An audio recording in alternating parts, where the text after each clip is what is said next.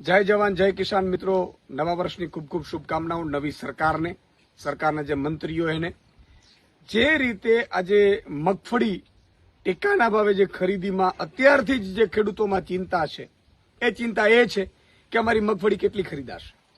આમ તો મગફળી ખેડૂતોને જો લાભ આપવો જોઈએ સરકારે તો ખરેખર તો જે ખેડૂતને એક ખેડૂત 90,000 રૂપિયોથી લાખ રૂપિયો આ મગફળી ટેકાના ભાવે ખરીદી કરવા જાય સરકારને ખર્ચ થાય છે એ ખેડૂત દીઠ એના ખાતામાં નાખી દેવો જોઈએ।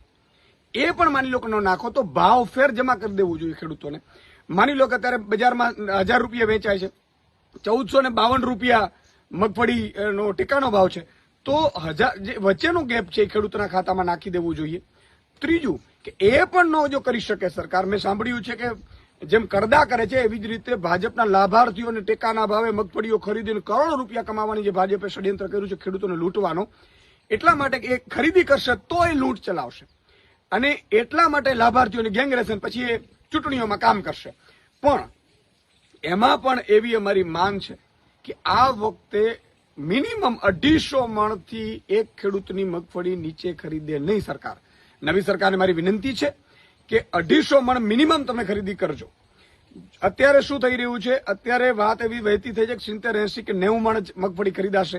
જો એટલી જ મગફળી ખરીદાશે તો બાકીની જે મગફળી ખેડૂતોના ખેતરમાં પડી છે એનું શું કરશે? એનો અર્થ થશે કે ખેડૂત પછી એ ટેકાના ભાવે મગફળી વેચવા નહીં જાય, પછી એ વેપારીઓને આપી દેશે। તો ભાજપ એમાં પણ કરદા કરશે। કઈ રીતે કે ખેડૂતોની મગફળીઓ લઈ લેશે અને પછી અલગ અલગ ખાતા કરીને 70, 80 મણે પોતે 1,452માં વેચશે 1000માં લઈને। તો આ રીતે ખેડૂતોને લૂંટવાનું બંધ કરે સરકાર, અને જો 250 મણથી એક પણ મણ ઓછી ખરીદી જો મગફળીની થઈ તો ઈશુદાન ગઢવી આંદોલન ઉપર ઉતરશે અને એની સંપૂર્ણ જવાબદારી ગુજરાતની ભાજપ સરકારની રહેશે, કરદા પાર્ટીની રહેશે। આજે મેં સાંભળ્યું છે કે નવા મુખ્યમંત્રી પણ અત્યારે, ભલે મુખ્યમંત્રી જ છો તમે, હવે એ જે મુખ્યમંત્રીને મારી વિનંતી છે કે અત્યારે બિલ્ડર હતા, તમે બધા બિલ્ડર ને વેપારીઓ છો, તમને કાંઈ ખેતીની ખબર નથી, અમારા ખેડૂતો સામે તો જુઓ। અમારા ખેડૂતો બિચારા ભોળા છે, તમે ભાજપ કરીને મત આપી દે છે, એ તો બિચારા ભોળા છે। ગામે ગામ 50 તમે રાખ્યા છે, એ બધા ભોળા છે, પણ એને લૂંટ છે, એને અત્યારે એના સંતાનોને ફી ભરવાના રૂપિયા નથી રહેતા। આ સ્થિતિ છે અત્યારે।